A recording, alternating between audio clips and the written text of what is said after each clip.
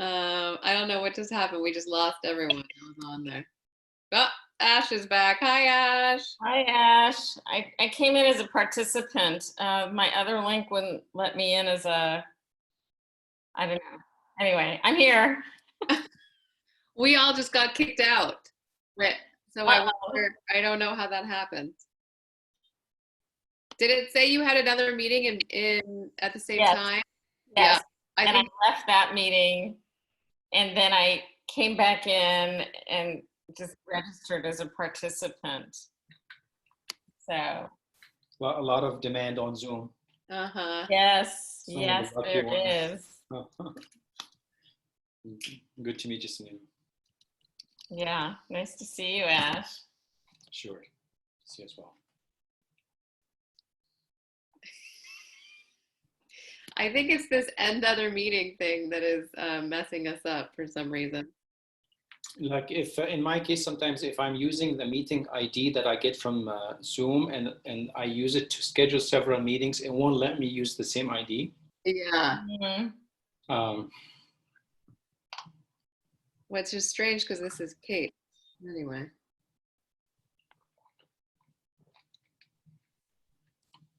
All right, well, welcome all the students who are joining us. We'll get started in a couple minutes. And we are already recording, so once we see everything die down a little bit, we can get started. You want to put your slides back up again, Ash? Make sure that works. Yes. I don't have you as a co-host, but I can make you a co-host if you need to.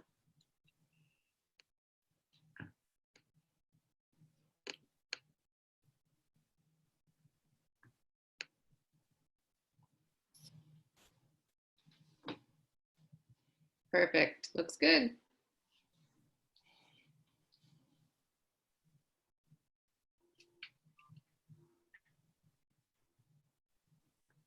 Hi, Kate.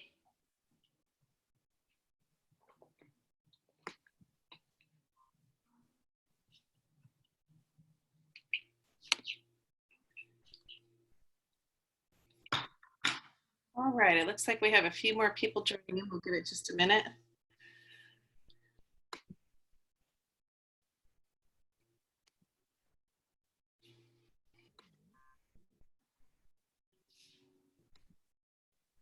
Okay, I think I can do a screenshot now, Ash, if you smile. All right, 3, 2, 1. Perfect. Thank you. Fantastic.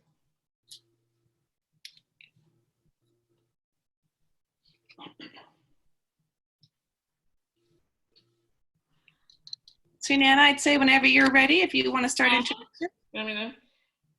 Well, I'd like to welcome everyone. Graduate Business Career Management is so happy you were able to join the team and myself to welcome Ash Seddeek. Did I pronounce that correctly? Ash Seddeek, perfect.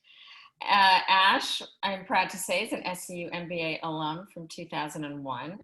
He's had a stellar and long career. He started early on at Cisco, and he was there for 9 years as a senior manager for content strategy.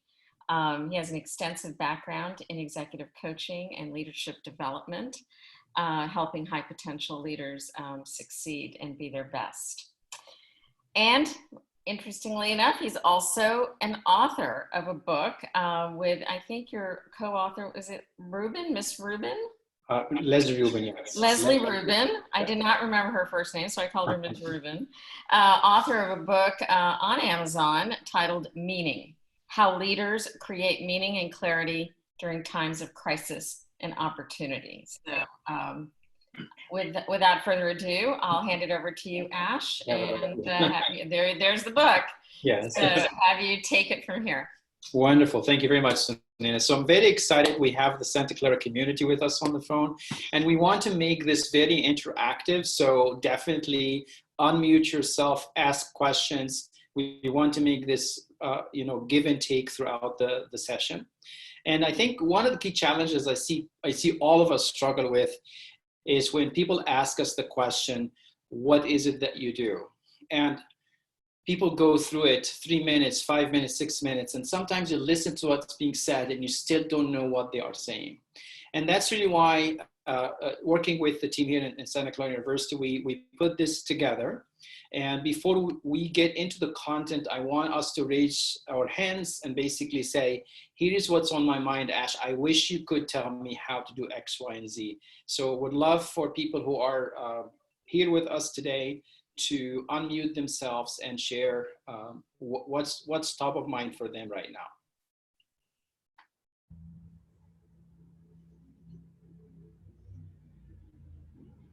Even if you want to jot it in the chat window, that's fine as well. What's the one thing you'd like to get? I'll say something. For me, I just would like to know how to, make my hook more concise. Mm-hmm. Very good. Awesome. And I see someone writing, I need tips to improve my elevator pitch. Fantastic. Anyone else? Yeah, I want to learn how to start to define a personal brand. Very nice. Okay. We'll definitely talk about that. Let's see what else.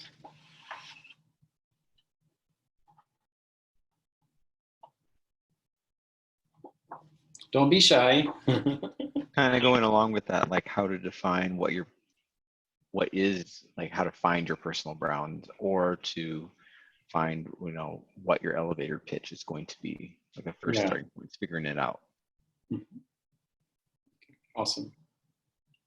One more.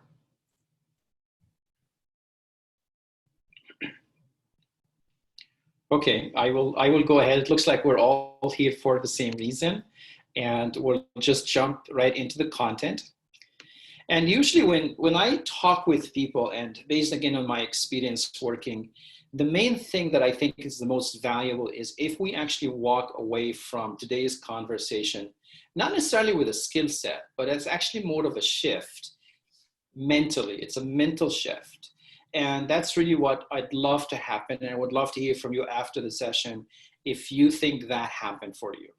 So the 3 shifts that I would like to discuss with you, number 1 is how we actually view what we do. Do we view it as a gig? Do we view it as a job?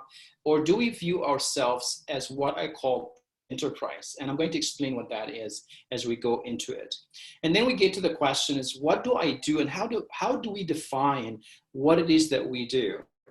And then we come back to, now that we've defined what we do, how do we actually communicate that? What's our hook? How do we make it intriguing enough so that when we actually do say it, people pause and say, that's interesting.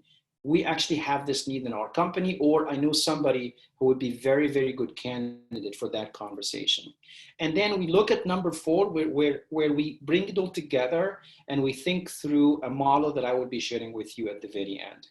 So here is what the very first one talks about. When we look at what we do and we think about our careers, a lot of the time, just conventional thinking, we've all been there. We basically think about what career do I want? What do I want to do? And we start thinking in terms of a job, and we start thinking of working for somebody else, right? So the answer to all of this is that we don't want to think of anything that we do as a gig, because now there are so many gigs on the web. There are so many people who are doing quote unquote gigs. And these are very short projects. Sometimes the price is fixed. And you get on some of those websites like Upwork and other platforms where you're really pitching a tent and you're basically saying, I can do graphic design for this much. If you tell me exactly what you want, I will do it for you. And then sometimes we are pitching a job and we go and we apply for a job. And then we go into these companies and we're thinking, I am working now for ABC company, and there's the company's culture, and there's the rules and regulations of that company, the job description, the team that I'm on. And a lot of the time you're, again, looking at yourself as part of that machine. But the most interesting mindset that I want to share with you is this mindset of really looking at yourself as an enterprise. Whether you're working for yourself or for somebody else, you're always working for you. And when we're always working for you, it's very important for us to build that engine behind this whole idea of when you are working for yourself, you need to bring a brand to the table. I love the question about the personal brand. And the brand is going to actually come across when people are interacting with you and you walk away, they say, it was interesting having a conversation with this person because there was something about them, there was something about how they carried themselves, how they talked, how they articulated the message, how they explained what it is that they do that is different from other people. So we come to this concept that I ended up publishing in a book, and it's the concept called Own It, Win It, Crush It. And it's a success formula, and I think it really forms a mindset that I, to be honest with you, I picked it up at Deloitte & Touche when I worked as a management consultant. I walked into this company after working for Schwab, and the amazing difference between Schwab and Deloitte was between night and day. From a mindset perspective, at Schwab, I had to get in there at 7 o'clock, buttoned up. It's a suit. You have to wear it every single day. You have to walk out the door at a certain time. It is a corporate mindset, and it works really well for the Schwab organization. When you go into management consulting, something happens because they basically tell you, hey, you're going to go into Kaiser Permanente, and you have to remember, you do not represent Kaiser, you represent Deloitte. And you need to carry that brand every step of the way. When you go into a meeting, if everybody in that meeting gets upset, you will be the one person in that meeting that doesn't. So you have to have a way of detaching yourself from everything around you and remember the brand that you represent. So if we cannot detach ourselves from the brand of the company that we work for, we will never know this whole idea of I will be in this meeting, and whatever happens in this meeting, I have something to protect. And that something that I need to protect is the brand that I need to bring to the table. So the question is, how do you actually form this enterprise called you? And if you haven't read books by Tom Peters, he has a book that talks about this whole concept of how we can see ourselves as professional services organizations. In simple English, how can you see yourself as someone who's providing a consulting service? And if you are providing consulting services, like some of us are doing data analytics services, graphic design, it could be software programming, it could be marketing, it could be any of the above. All of those are services. And you need to basically say, I am the CEO of this company and I run it a certain way. And in order for me to power up and do it so well, I need to have mastery of myself. I need to have mastery of what it is that I do. And that's the value creation that I do for my customers. And then I also need to make sure that I have a customer success function within my company. Because if you're that one person who's looking at themselves as a full-fledged business, that essentially means you're doing marketing, you're doing business development, you're doing operations, you're doing customer success, you're doing billing, you are following up on payments, you're doing the whole 9 yards. And again, I really would love for you to adopt that mindset, even if you're working full-time for an organization where you don't even have to ask them for the money. They're going to send you the check every 2 weeks. Never, ever, ever, ever, ever get sucked into the tunnel of thinking that you're now part of this machine. Because if you're part of this machine and somebody says something and you get twisted out of order and then you start behaving as a result of what was said, you lost it. You lost this whole idea of the fact that you are running your own show. Whether you're working for them full-time, on a contract basis, or you're only in there for a few hours. So this concept of you being an enterprise is such an amazing concept because it will give you that power every single day to be powerful in every conversation, because you're not like a bird in the wind. You're not going to basically be shaken up and down. I remember a conversation with someone that used to work with me at Cisco, and she basically said her boss said something and she went home, sat on the couch and just started crying because of what her client said. So if we look at them as clients, then it also frees us up from the attachment we give people around us. We need to separate it out, look at the feedback as this is actually feedback on my service. And also, by the way, remember, if she's your client, you can fire your client. And that's one thing we don't even realize, that sometimes, and yes, some of us say, you know what, I don't like this job, I'm going to quit. And that's when you're basically saying, I am actually going to walk away from this client. And it's very important to remember that you have that. So now we come to the own it, win it, crush it as a success blueprint, because we need this to go into when we talk about our hook. We need to be people who have a responsible mindset, which means if everybody else is having a victim mindset and they are blaming COVID-19 and they're blaming this and blaming that, you will be that one person who runs his or her own company. And you basically say every day, if it's to be, it's up to me. If somebody's going to reach out to this customer, I'm going to be the one who picks up the phone. If somebody needs to reach out to this customer, I'm going to be the person that writes that email. And on and on and on and on. Because if you give in to the fact that you're waiting for your boss or you're waiting for your colleague, again, this came from Deloitte. We always were told, if it's to be, it's up to you. You're gonna have to take action. Don't say, I'm waiting for the client and I'm just gonna sit and wait for the email to show up.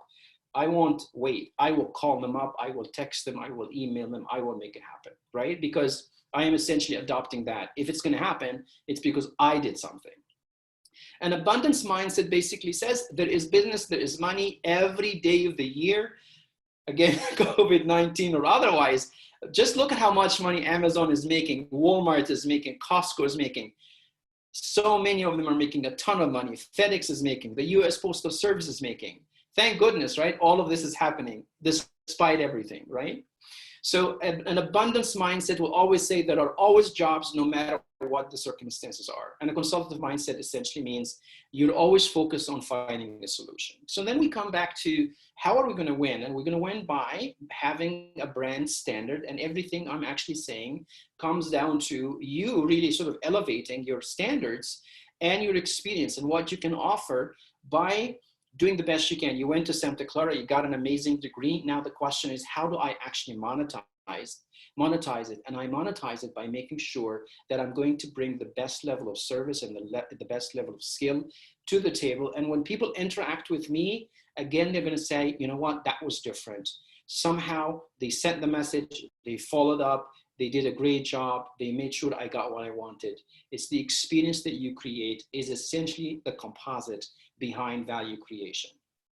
And then lastly, like any business you run, if you do it so well, if you do number one and number two so well, what starts to happen is people call you back. If you're working for company A and you leave them for 2 years, you get a phone call and say, hey, what are you doing? We got something here that we think you'd be amazing for.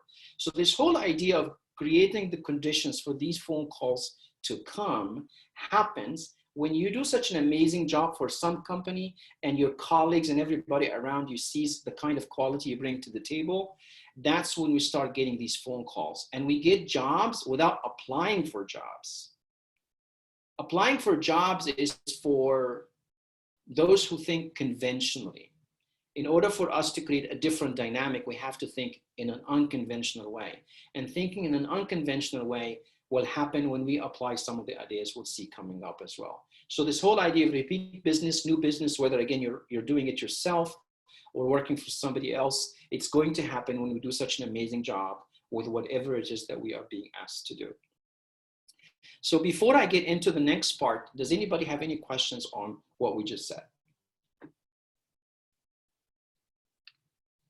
Unmute yourself and talk. Don't worry about it.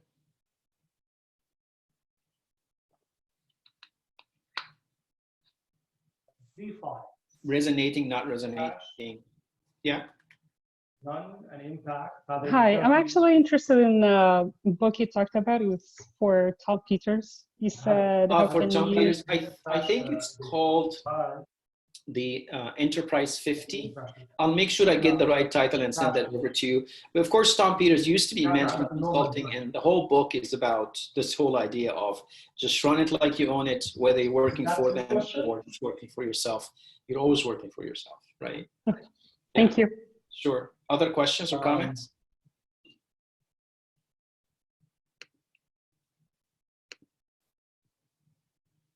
Okay. All right. So we'll jump into another mindset, which is, if we go back to the title slide, what I do, what's my target customer, and what's my hero. And the word hero here means, if you work in customer journey consulting, they use the word hero to describe the kind of customer they want to serve and how they want to make that customer a hero in their own world. So that's really what we mean by the word hero. And what we're really trying to do here is we need to start thinking not about jobs necessarily. We actually want to start thinking about what the market is looking for. It's really a market-focused view on how we can approach what it is that we do.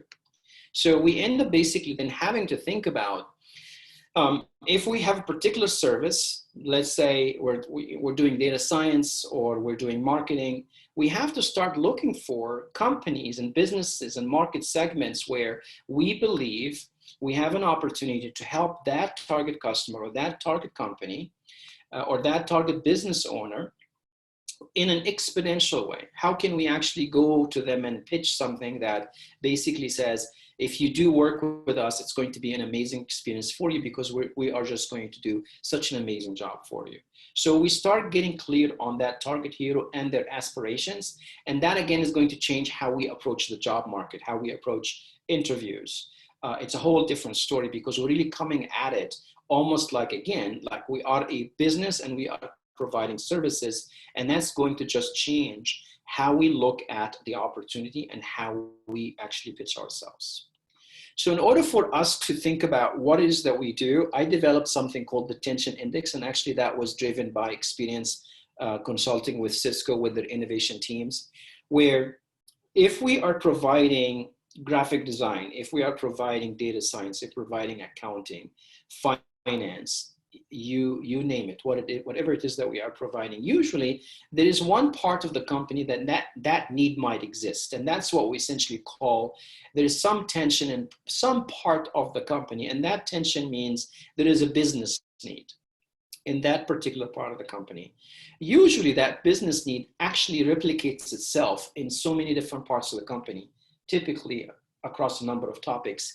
And as you actually find how big that issue is for them, if it actually exists in more than one department, if it exists across several departments, as much as you actually uncover how big the problem is, that's what you're really uncovering, the amount of tension that exists in the company.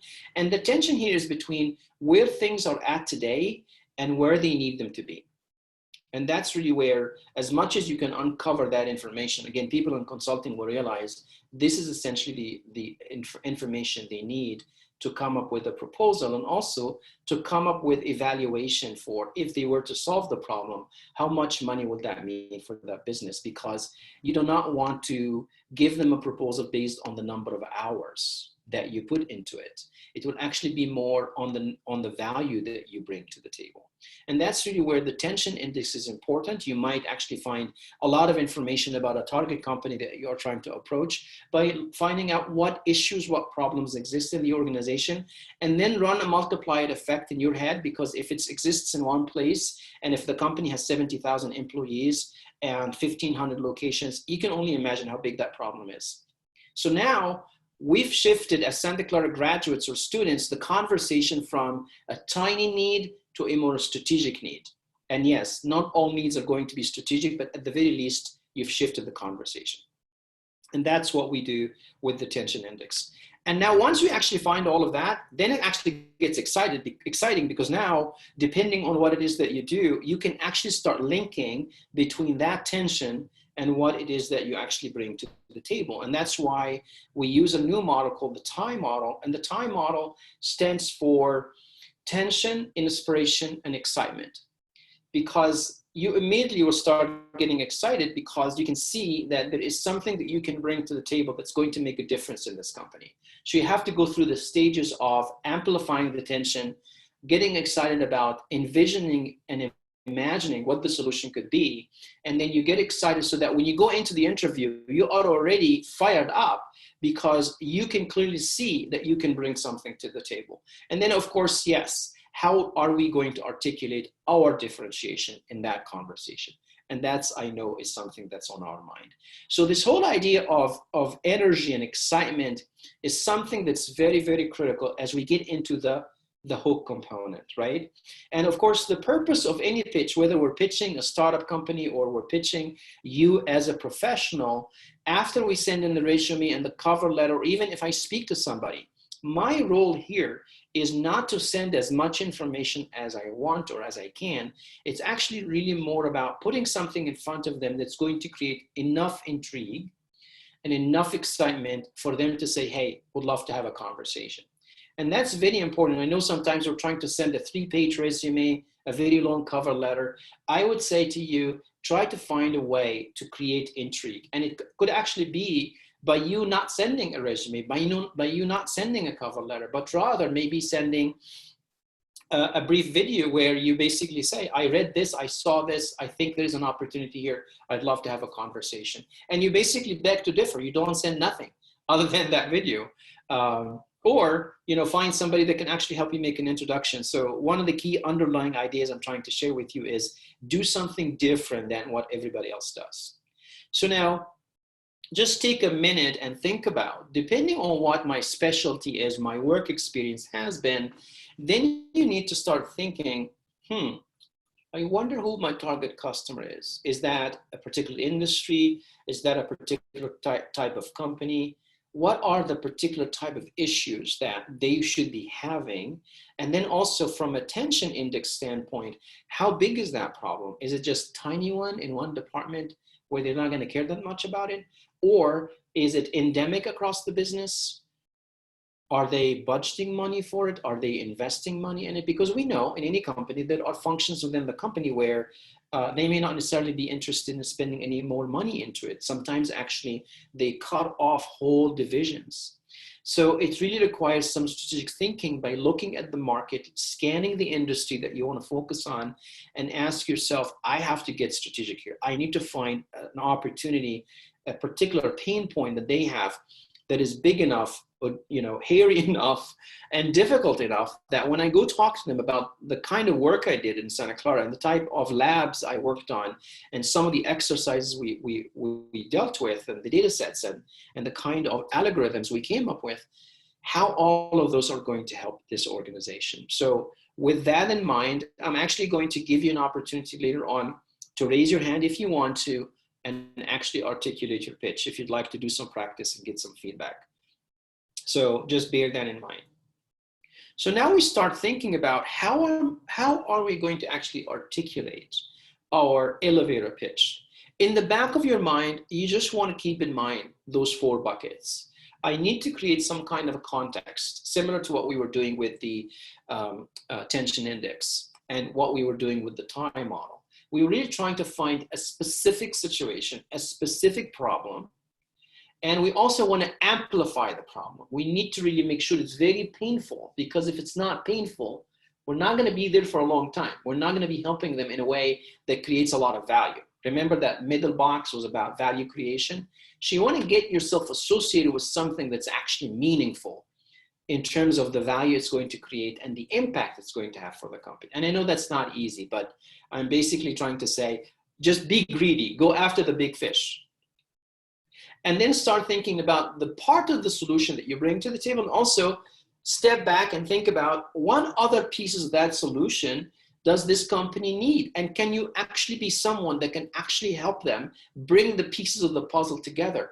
Companies need people like that. And that's another important point.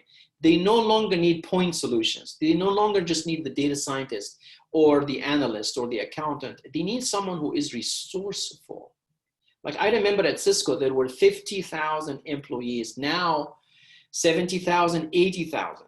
And a lot of the time, most of us make the mistake of looking at the team that they are a part of, and they just look around and they see 5, 7 people, and they can be there for 5 years, 10 years, 20 years. And you know what? They only talk to those 5, 10 people. But the company has 70,000. And most of these companies have a directory that's more beautiful and more powerful than LinkedIn. Here's why it's more powerful. They all work for the same company. So when you knock on the doors of any one of those ladies and guys and say, I am working on X, I'm stuck, I need some help. Do you mind if we schedule 30 minutes? So that whole company with the 70,000, or sometimes if you go work for IBM and you're dealing with more than 300,000, that's how big that city is. And I would love for you to start thinking of yourself as someone who connects the dots. Because if you just see yourself as somebody that does one thing, you're just going to be like thousands and thousands and thousands of other people. And you do not want to think that way. So when you think about the solution, please get out of the box that sits around you and break that box and just see the whole world as your opportunity of bringing these solutions to the table. And then the very last thing, of course, the outcome that they are looking for, you will be part of creating that outcome, but you also realize that there are pieces of that outcome that, again, your resourcefulness may help bring to the table. So now, how do we structure that conversation for the elevator pitch? Now that we've looked at the tension index, we looked at the time model, we looked at that backstory of situation, problem, solution, and outcome, now we start looking at the two sides of the bridge. We have what they want, and we have what we could do. And we need to build the bridge. We need to connect the dots. We need to do some mapping. And this can happen on a whiteboard where you basically write a list of what they're looking for and a list of what you could bring to the table. And then also remember, on that list is your whole idea of resourcefulness, what you can actually do for the organization by bringing other people to the table. I'm just going to take a quick look here at the chat that might have come in. Okay. So how do we investigate or drill down on those pain points? Identify the value that you would bring. Usually that's, and thank you very much, Kim. So I think the question here is, hey Ash, I mean, how do we find all that stuff out? Lots and lots of information, of course, exists on the web, on Google. If you do some searching, the company 10K report, you can go to the investor relations webpage, listen to some of their market calls, uncover nuggets and nuggets of information. And then you can also reach out to people that know somebody in this company on LinkedIn and say, hey, I'd love to talk to someone. I can see a couple of data points. I would love just to learn some more because I'd like to present myself for an opportunity, but I want to be as knowledgeable as I can. Of course, if we are on the outside, there is a limit to how much we can find because we're really trying to approach that castle by talking to some of the people that live there or people who know the people that live there, right? Talking to the neighbors as best we can. But if you're working on the inside, you have an opportunity to actually uncover a lot more value creation by scheduling these conversations because you work for ABC company and you can have these conversations. So as much as you can do, you can leverage a lot of those external resources. Some of them you can actually pay money and get more detailed information on what technology this company is using, what issues they're having. If you look at some analyst reports, they'll talk to you about the fact that they're having supply chain issue, or they just don't know what to do with the data they have. They are just basically being drowned underneath all this data, and they can be making money out of it, and they're not doing enough of a job doing so. Okay. So now we come to the next step here. And we need to remember Maya Angelou, and Maya Angelou basically said, people will always forget what you said. People will forget what you did, but people will never forget how you made them feel. And this shows up because in one of my career stints, I was actually a recruiter. And sometimes you call somebody on the phone, there's just no energy on the other side. There's no energy. And that, in my mind, is step one. And what we're going to do here is, now that we've developed that tension index understanding, the excitement of the solution that we're going to be coming up with, now you know that the very fundamental and important piece that you need to get across, especially in an environment now where there are 50 million Americans that are out of jobs, it's going to be what's going to differentiate you out of the masses. And I think energy is the biggest differentiator, because if you hire someone that's got the energy, that's got the passion, even if what they're working on is going to change, if you just give it to that person, just the sheer force of their energy is going to create energy in the room that they walk in, right? So that's really important. That's really why it's very critical for us. So that's, now we get to this amazing concept of looking at ourselves as people who own enterprises and we are running them, and we are the CEOs of those companies, and we're not necessarily just the chief executive officer, but we're also the chief excitement officer. And that essentially means now that we put on our eyes on what the target customer is, we try to find an opportunity where there's a big need, there's a big, huge tension issue in the company between what needs to be and what is. And now we could visualize what that solution looks like. We've also thought resourcefully of other people that we can bring to the table. Now we cannot wait to see the achievement and the accomplishment of that vision that we have. And again, bring this to reality. If at the very least, I'm talking to someone about a job opportunity, and I just come across as having a little bit more energy, a little bit more understanding of the company, a little bit more understanding of what the need is, I'm good. I am a whole lot better than a lot of other people. And I think it comes back down to this issue. We've all been in the job market sometimes, and we're applying here and there. And I realize that it's always going to come back to quality over quantity. You know, and I know sometimes it's very hard, and you're trying your best to get an opportunity. But as much as you can, get very targeted on who you are reaching out to, and just exert a bit more effort to arm yourself up with more information so that you get some level of excitement of pursuing an opportunity at a particular company. I think that in of itself could actually create the differentiation that will get you in the door versus somebody else. So I realize, I mean, again, some of that you may be thinking it's ivory tower, but I'd love you to really look at it from that perspective. So now, how do we actually then do an elevator pitch that has embedded in it the hook, so that when people hear it, they say, you know what, that's interesting. I never thought about it that way. I'd love to speak with you some more. So even though in the background we have the situation, the problem, the solution, and the outcome, now we actually try to use the magic of a story to say all of that. And we have to do it in a way that immediately from the very first second we start talking, the person listening to us forgets about their phone and just focuses with you on what you are telling them. And that's why we start with, do you know how? Because this one is the phrase we use to get them to see the situation that they might be in. And I start with it and I basically say, do you know how some companies struggle because they have so much data, they have so many different systems, they just don't know how to integrate those systems. They don't know how to make use of this data to help make them better decisions. And then I start to go on this road with them, this imaginary journey where they will be able to actually see this new world where the solution already happens. So I basically start saying to that person, imagine what it would look like when you have a solution that brings all this data together. And it does not only do that, it actually connects the dots between the different data points in a way that helps you make decisions. Wouldn't that be amazing? And then you come with the kicker. You basically say, this is exactly what I do. Because I'm a data scientist, I jump onto teams that do exactly that kind of work.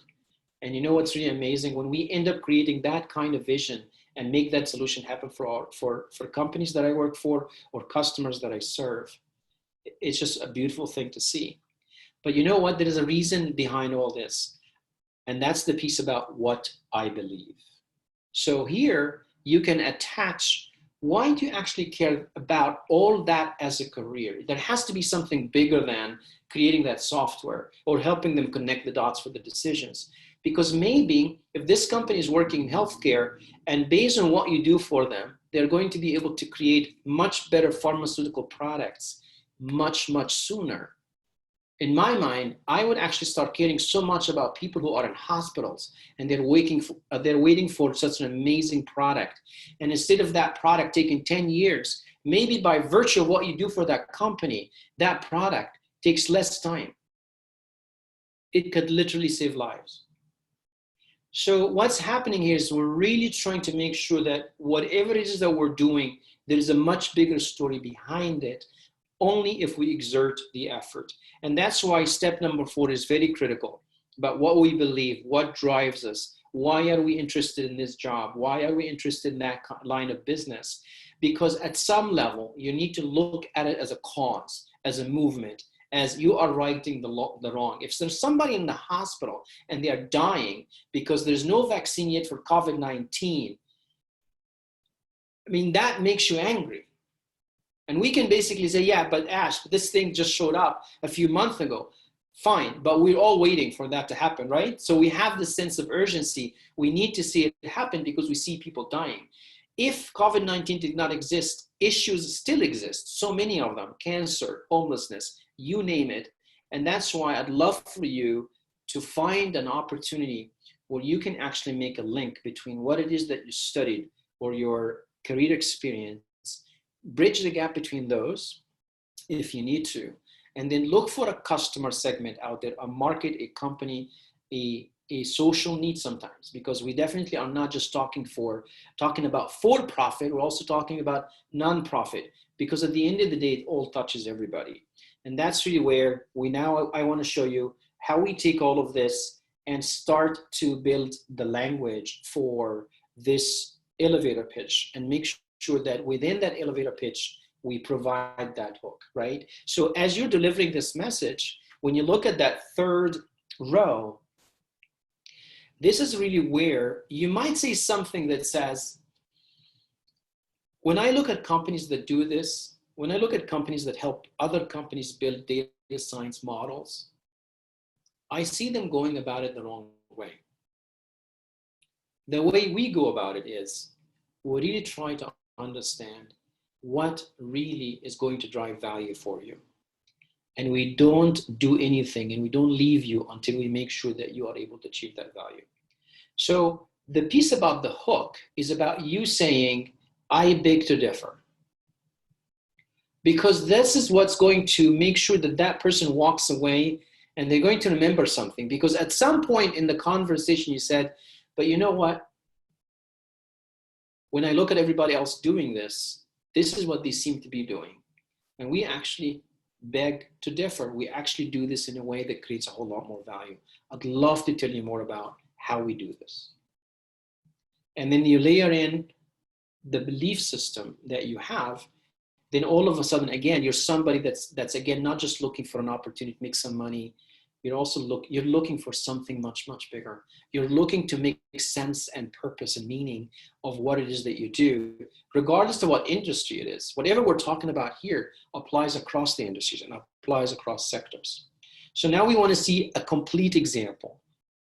And I want to see how we're doing on time. So this is a complete example about somebody who works in communications. They help companies, come up with messages, communicate with the company, people inside the company and people outside the company. And as you can see here, if you look at the right-hand side, you'll see that I've taken those phrases and I applied them in a way that helps you see what it is that the person who's saying these words does for a living, right? Do you know how leaders and companies struggle with how to get the word out to their employees, how to connect with them during challenging times, and how to inspire them during the good times to achieve even more? That's where I step in, and I help leaders craft compelling talks and messages that connect and inspire their audiences. The reason why I am passionate about this kind of work is that when employees are clear on what's expected of them and what they are up against, they are much more prepared to take action and create success for themselves and others and the organizations that they work for.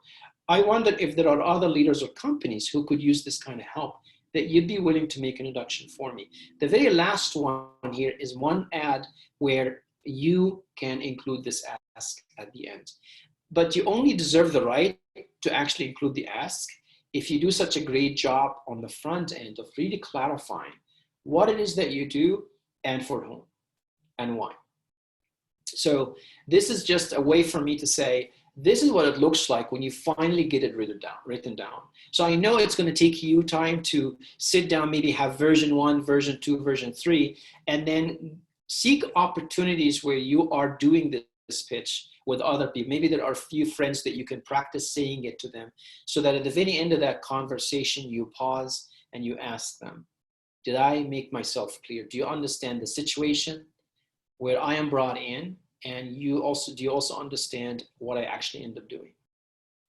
And if the answers to those questions are a yes, you will actually have accomplished something that a lot of people have a very hard time doing. I mean, I'm always amazed. And sometimes I make the mistake myself. I start answering the question, but I don't give people the context. And I have to remind myself, I need to start with, do you know how? And I need to also use that word imagine as many times as I can, because it helps people visualize what the solution looks like.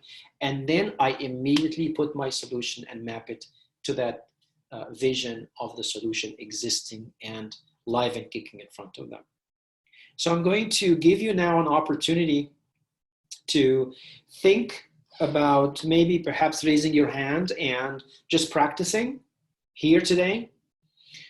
As you think about and prepare, I am going to share a couple more ideas, and then we'll pause and see if anybody wants to practice or get some input on their pitch. So, given the fact that we spoke about so many things, if you were to remember one thing from this whole conversation, I love for you to remember this whole thing about energy. And I know you've been there, you've talked to people, and when you were talking to them, they were excited and they had a lot of energy, and you walked away remembering.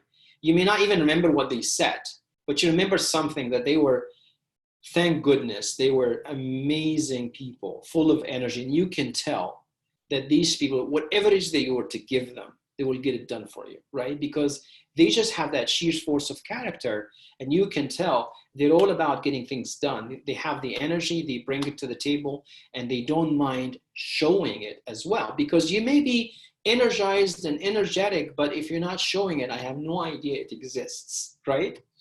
And then if I just share one more thing, and that one more thing is, always remember you're always on candid camera all the time. And here's what I mean by this.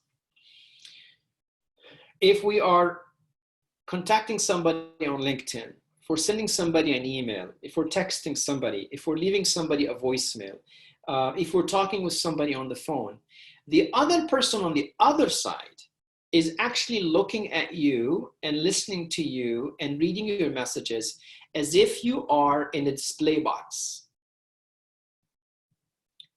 In their mind, they're basically saying, you know what, if I have a job, I will give it to this person.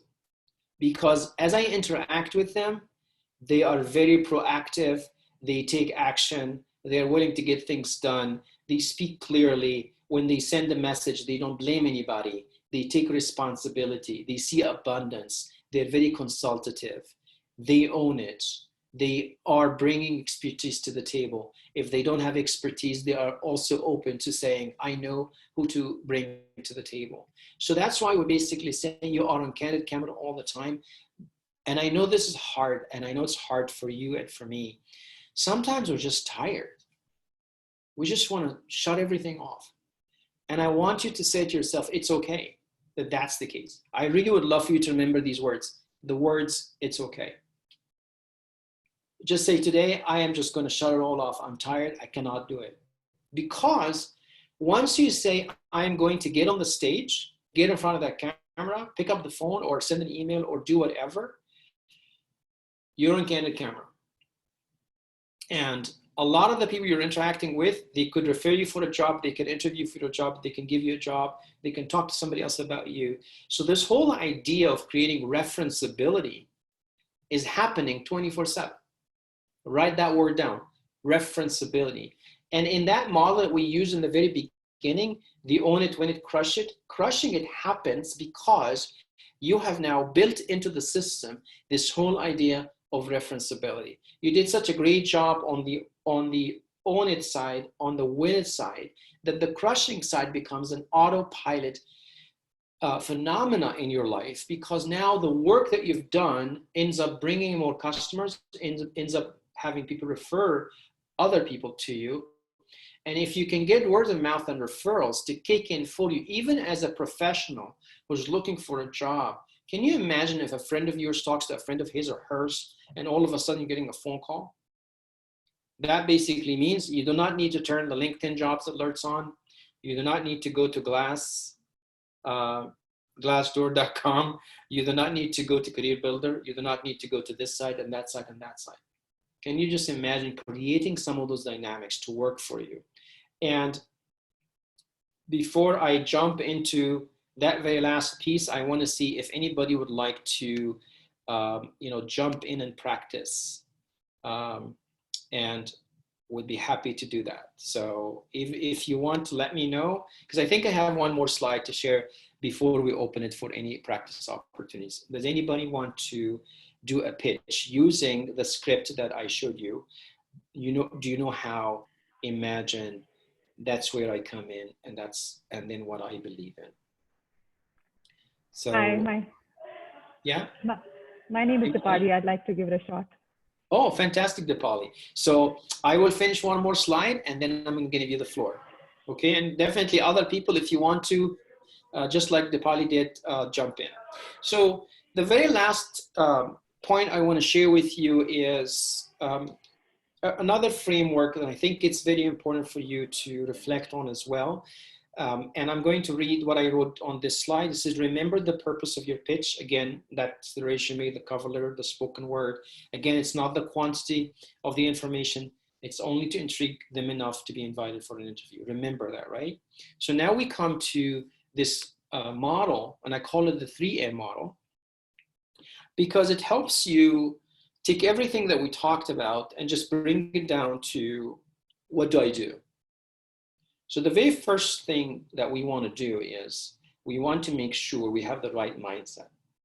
And that's why we talked about the own it, win it, crush it as a fundamental component of building up this, you know what, I own this thing. It's mine. I don't work for nobody.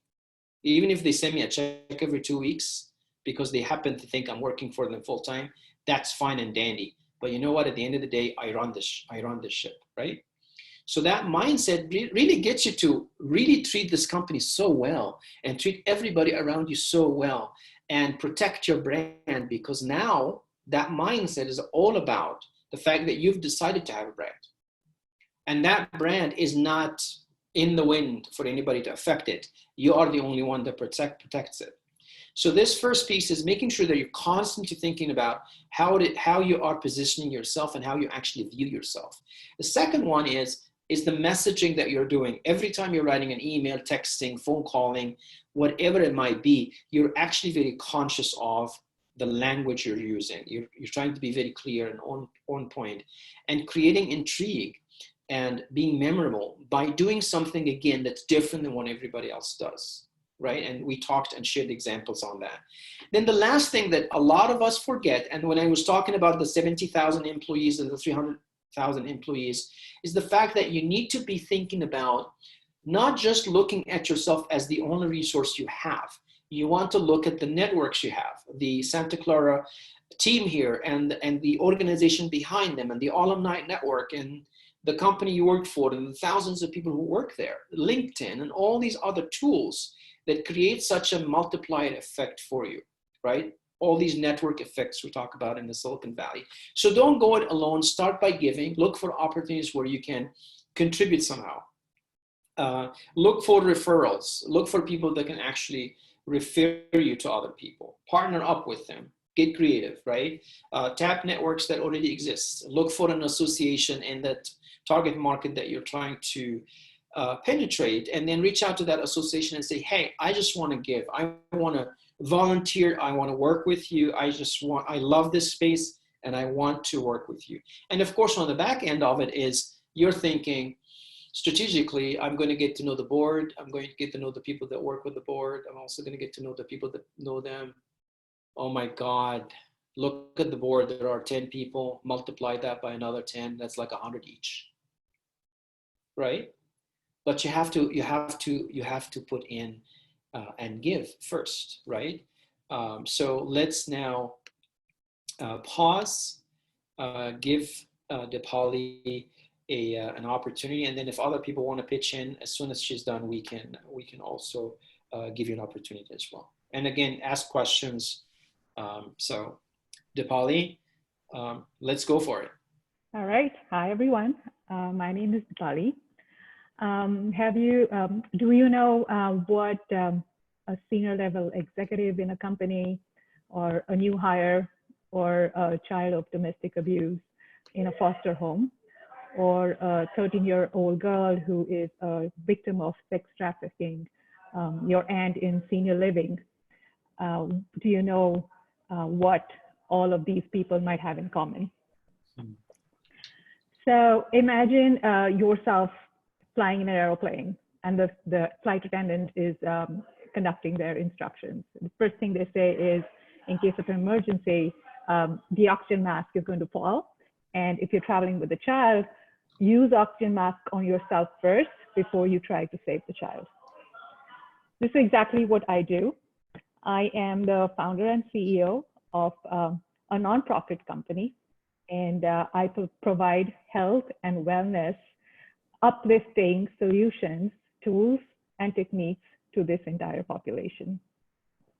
My company is called Blissful Yoga and Wellness, and I work primarily with the underserved, the vulnerable communities to provide classes, workshops, conducting yoga and meditation. And at the end of each session, I have seen positive impact on each one of my clients, and you've seen the whole range of who they are. This is what I do. Thank you. Awesome, Dipali. I love it. I love it. And it will only get even better over time. So thank you. You're a great teacher.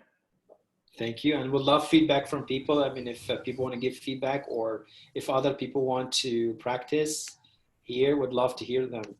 So again, just speak up if you'd like to do so. Yeah, great job. I love your message. I didn't hear an ask. Is there anything you want to add to that? Who was speaking? It's me, Kim. No, I think it's mostly if you'd like to practice, just like what Dipali did, we definitely have time to do so. Oh, I see. So just listening to hers and trying to follow the steps, and she got all the nails done, hammered. Awesome. Fantastic, fantastic. Anybody else?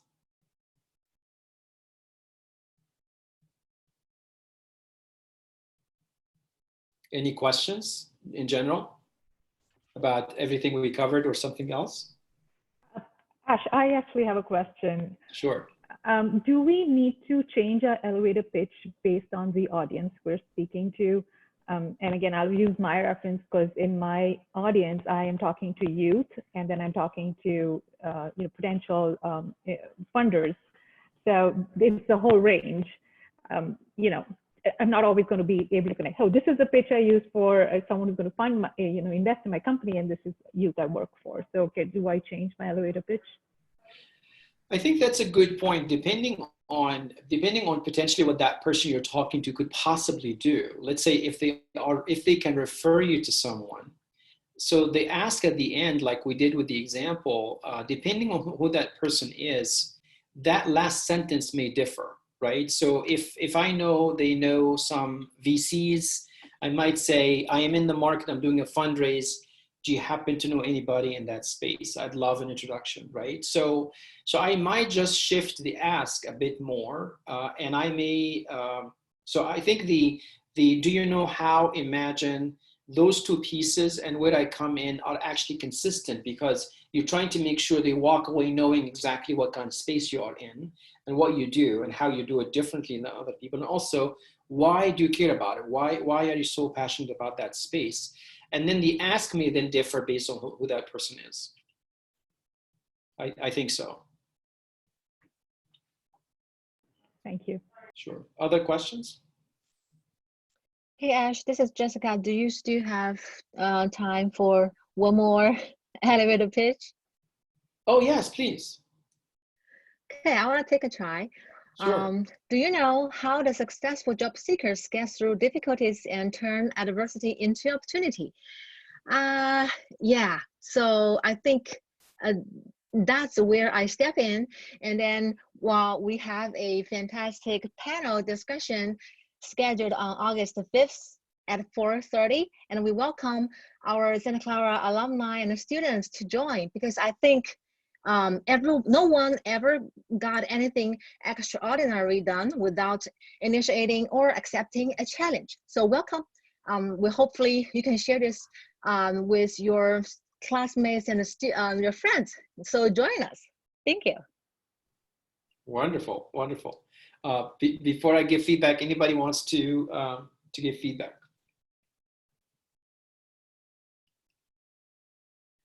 So my only recommendation would be to I think that the only piece that we is about the piece about imagining. So I would say imagine having panelists that would be speaking on X, Y, and Z, and you also get a chance to speak with them and things like that. So this may just help me, get me more excited about being in the at the event. Thank you. That's a very great suggestion. So you can be more like engaging if you get a chance to talk to them, right? Exactly. So remember, there's so much magic around the word imagine. Because awesome. it's almost like it brings people to walk with you in this imaginary place, right? It's like you're walking with them in a gallery and you're pointing things to them and they're able to see them. Yeah, fantastic. Thank you. So thank you so much. You're most welcome. You're most welcome. Nice so job, I will Jessica. stop the screen share and help our hosts wrap us up. Well, before we do, can I add one tiny question? Sure. Ash? Assuming that you are leading a big project and you would like to pitch your proposals to get funding, would you suggest we use the same methodologies and the pathway that you set out to convince or get buy-ins from our boards or our executives in order to win the projects? I would say so, because the pitch that we're talking about is going to get them to say, come in the room and tell us more about it. Because executives in the company are probably going to look for a presentation with a lot of data and so on. But first we need to hook them up with do you know how the company is struggling with A, B, C, and D? Imagine da-da-da-da-da-da-da. And then that's where this initiative is going to be focused on solving A, B, C, and D. And the reason why we care about it is because we see the money and we see how much revenue we're losing. And we believe that these customers are waiting for us to get this done for them. And now let us show you the data, right? But in the beginning, at least, I use the pitch structure and the script to energize me first so that I can energize them, right? It's going to rub off.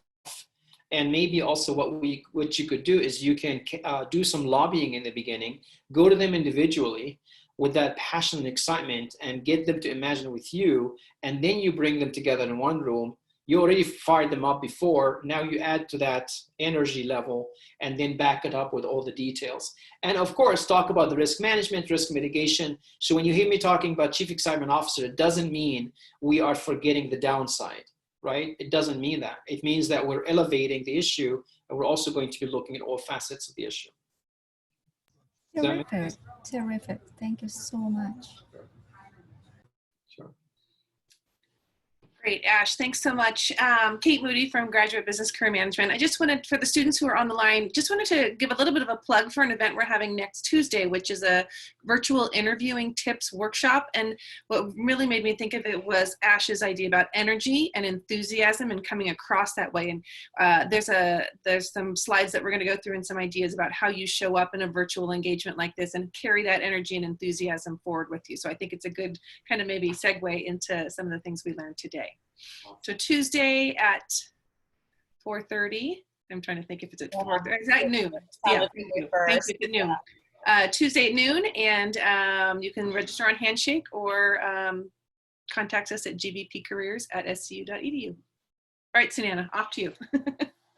Okay. Well, I just wanted to say thank you. It was a great webinar. I know the students got a lot out of it. I'm really impressed with your technique and approach, and just thank you from all of us in career management. Thank you for having me. Thank you so much. Yeah. Good luck, everyone. Thank you. Much. Bye. We're all really good.